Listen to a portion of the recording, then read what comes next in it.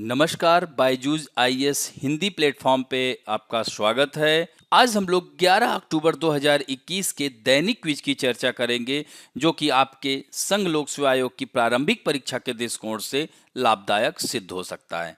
तो आइए पहले प्रश्न पर चर्चा करते हैं। भारतीय मौसम विज्ञान विभाग द्वारा ग्रीष्म लहर यानी इसे हीट वेव्स कहते हैं के लिए निर्धारित किए गए मानदंड के संदर्भ में निम्नलिखित कथनों पर विचार कीजिए।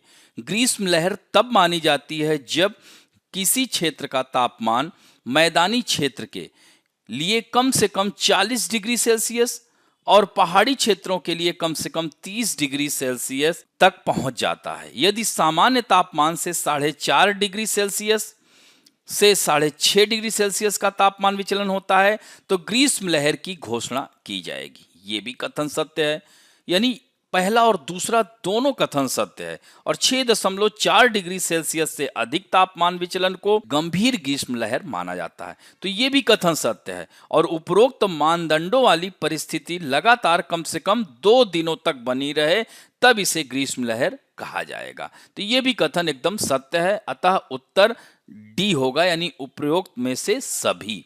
तो यह जो है इंडियन एक्सप्रेस में आई हुई खबर है, इस पर देखेंगे। और यह जो है यहाँ पर हमने बताया है कि ग्रीष्म लहर होती क्या है और भारतीय मौसम विभाग के क्या मानदंड हैं, वह इसमें जो स्टेटमेंट हैं वही मानदंड हैं ही, ये ध्यान रखेंगे। और दूसरा प्रश्न है, जिम कॉर्बेट राष्ट्रीय उद्यान के संदर्भ में निम्नलिखित कथनों पर विचार कीजिए। यह भारत का पहला राष्ट्रीय उद्यान था, एकदम करेक्ट है। ये 1936 में स्थापित किया गया था। इसे रामगंगा राष्ट्रीय उद्यान के रूप में स्थापित किया गया था। इसका वर्तमान नाम 1956 में शिकारी से प्रकृतिवादी बने जिम कॉर्बेट के नाम पर दिया गया था। यहीं पर यह कथन गलत हो जाता है। फिर 1973 में इसे प्रोजेक्ट टाइगर के तहत लॉन्च किया गया, यह भी कथन सत्य है। लेकिन इसमें प्रश्न है कि कौन सही नहीं है, तो केवल 2 सही नहीं है, अतः आंसर बी होगा।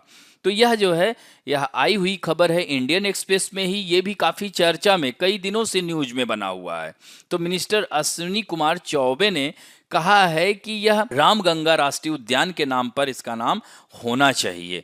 तो 1956 में यानी 1936 में जब इसकी स्थापना हुई थी, मैल्कम हेली के नाम पर हेली नेशनल पार्क रखा गया था। फिर आज़ादी मिलने के बाद इसका नाम रामगंगा नेशनल पार्क हुआ था। लेकिन फिर उसके बाद जब जिम कॉर्बेट की मृत्यु हुई तो 1956 में इसका नाम बदलकर जिम कॉर्बेट नेशनल पार्क कर दिया गया था। अब इसे फिर वापस रामगंगा नेशनल पार्क की मांग की जा रही है।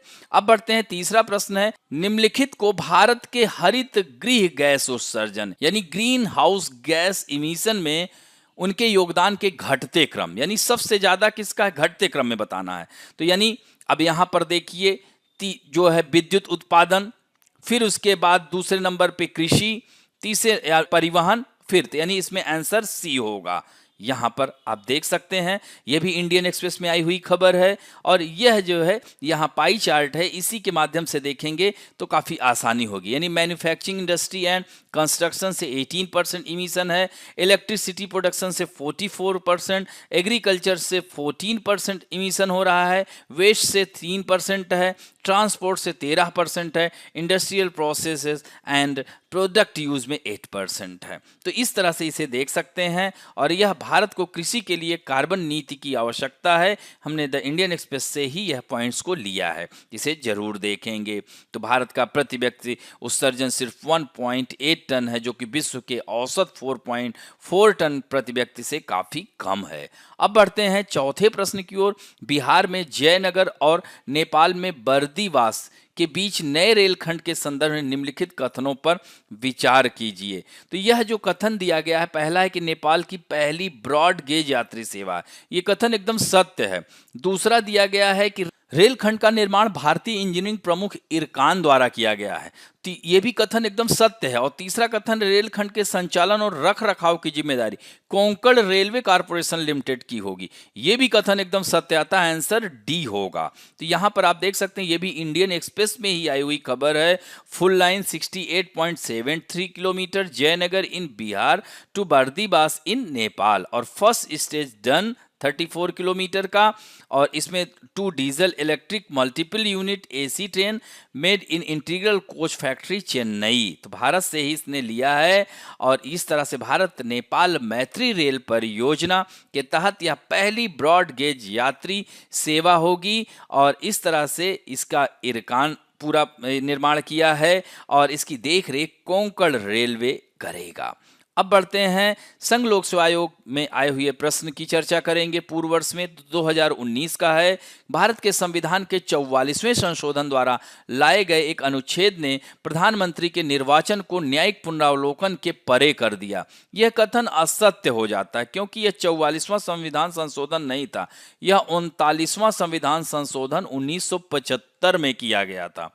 तो इस तरह से यह कथन असत्य हो जाता है, और भारत के संविधान के 99वें संशोधन को भारत के उच्चतम न्यायालय ने अभिखंडित कर दिया, क्योंकि यह न्यायपालिका की स्वतंत्रता का अतिक्रमण करता था, और फिर से कॉलेजियम प्रणाली को बहाल किया। तो यह कथन एकदम सत्य है, अतः आंसर बी होगा। तो यहां पर आपने देखा कि इसमें दिया गया है कि राष्ट्रपति, उपराष्ट्रपति, प्रधानमंत्री, लोकसभा के अध्यक्ष के चुनाव को भारतीय अदालतों की जांच से परे रखा गया, और यह आपातकाल के दौरान यह पारित किया गया था।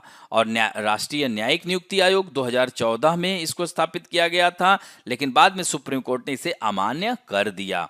और आज के फैक्ट ऑफ द डे, आज का तथ्य है इंडियन स्पेस एसोसिएशन। ध्यान रखेंगे, यानी भारतीय अंतरिक्ष संघ भी कह सकते हैं इसको। आज इसका उद्घाटन किया गया।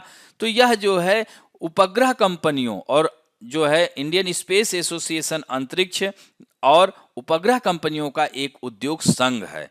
तो यह जो है ध्यान रखेंगे कि भारतीय अंतरिक्ष क्षेत्र के सभी हितधारकों के साथ अपने जुड़ाव को सुनिश्चित करेगा, और प्रधानमंत्री के आत्मनिर्भर भारत दृष्टिकोण को आगे बढ़ाने में मदद करेगा। तो इसमें जो सदस्य हैं, संस्थापक सदस्य हैं, इसरो है, Larsen and Toubro, Nelco, OneWeb, Bharti Airtel, MapmyIndia, Walchandnagar industry, Ananth technology limited शामिल हैं। तो इसकी जो टैग लाइन है, भूमि से ब्रह्मांड तक, यानी पृथ्वी से ब्रह्मांड तक इसका टैग लाइन है। तो इसे भी ध्यान रखेंगे।